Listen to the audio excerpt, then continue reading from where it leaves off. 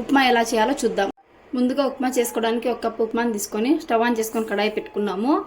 Oil ఏం add చేయకుండా only ఉప్మానే brown colour వచ్చేంత వరకు బాగా వేయించుకోవాలి. స్టవ్ లో ఫ్లేమ్లోనే పెట్టుకొని ఉప్మాని బాగా కలుపుకుంటూ వేయించుకోవాలి, లేదంటే అడుగంటుతుంది. రవ్వ బాగా వేగింది. ఇప్పుడు స్టవ్ ఆఫ్ చేసుకొని ఈ రవ్వని వేరే బౌల్లోకి షిఫ్ట్ చేసుకుందాం. స్టవ్ ఆన్ చేసుకొని ఇదే కడాయిలోకి ఒక 3 స్పూన్స్ ఆయిల్ వేసుకుందాం.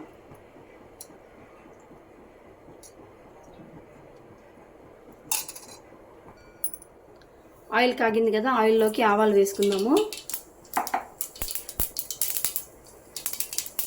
ఆవాలు చిటపటలాడాయి కదా, దీంట్లోకి ఒక పెద్ద సైజ్ ఆనియన్ కట్ చేసి వేసుకుందాం. ఆనియన్స్ బ్రౌన్ కలర్ వచ్చేంత వరకు బాగా తిప్పుకుంటూ వేయించుకోవాలి. ఆనియన్స్ బాగా వేగాయి కదా, ఆనియన్స్లోకి ఒక కప్పు గ్రీన్ పీస్ వేసుకుందాము. అలాగే ఒక హాఫ్ క్యారెట్ని సన్న పీసెస్గా కట్ చేసుకొని యాడ్ చేసుకుందాము. ఈ రెండింటిని ఆయిల్లో బాగా మగ్గించుకుందాం.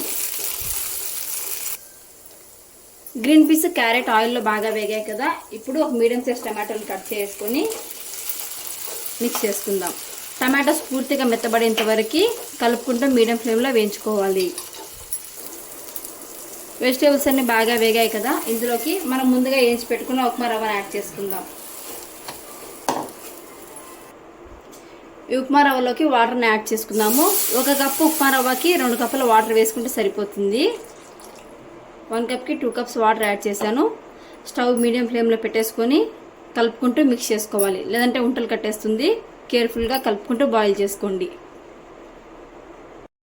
చూడండి, వేడి వేడి ఉప్మా రెడీ. ముందుగా బ్రౌన్ రైస్ చేసుకోవడానికి రైస్ని నైట్ అంతా సోక్ చేసుకోవాలి.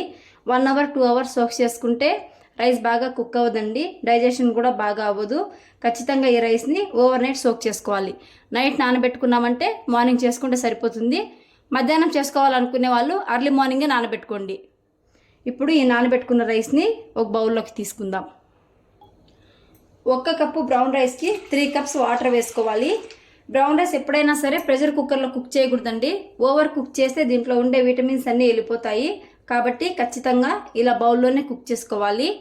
ఇప్పుడు ఈ రైస్ని 3 కప్స్ వాటర్ వేసుకున్నాం కదా, కొంచెం సాల్ట్ యాడ్ చేసుకుందాం.